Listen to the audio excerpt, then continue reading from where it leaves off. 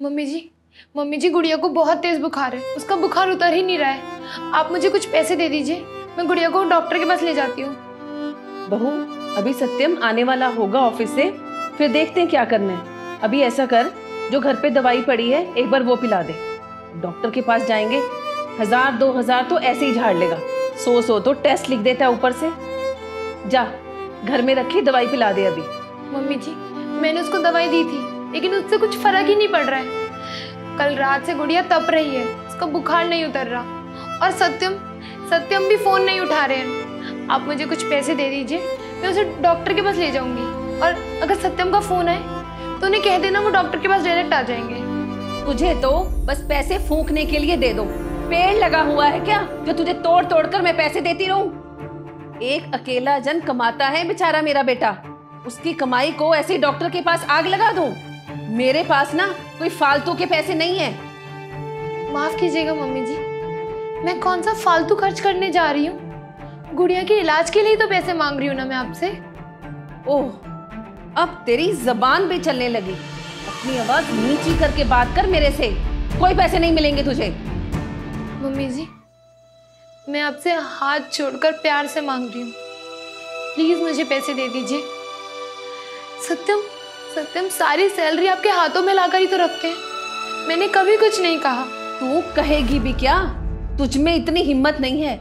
मेरा बेटा है, सारे पैसे कमाकर मुझे ही लाकर देगा ना। तुझे क्यों इतनी जलन हो रही है? मम्मी जी, मैंने कभी भी इस बात पे कोई एतराज नहीं जताया। अब हर महीने दीदी के यहाँ कितने गिफ्ट्स भेजती हैं, वो भी तो इनकी सैलरी में से ही जाता है ना। दीदी की शादी हो चुकी है, लेकिन फिर भी आए दिन कभी साड़ी, कभी सूट, कभी उनके बेटे के लिए गिफ्ट्स। मैंने कभी कुछ नहीं कहा।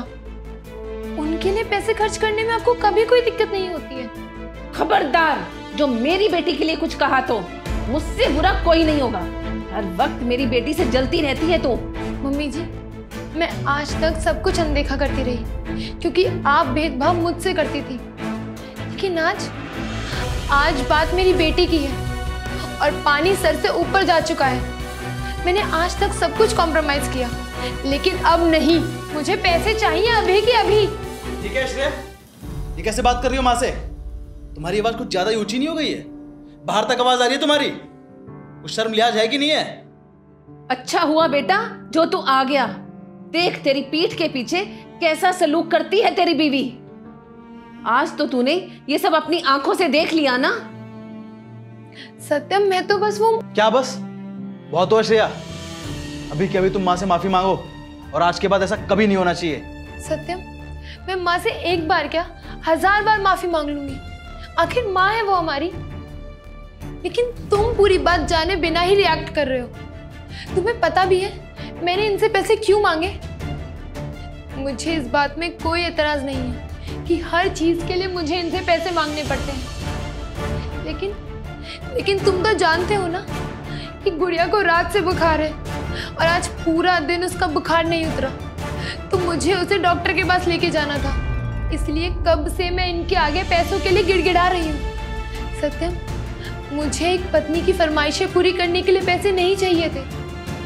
एक माँ की जिम्मेदारी निभाने के लिए, अपनी बच्ची के इलाज के लिए मुझे पैसे चाहिए थे। तो तुम बताओ, क्या मैं गलत हूँ? माई, आज आपने बहुत गलत किया। मैं डॉक्टर के पास से वापस आकर आपसे बात करता हूँ। चलो श्रेया, गुड़िया को हम हॉस्पिटल लेकर चलते हैं।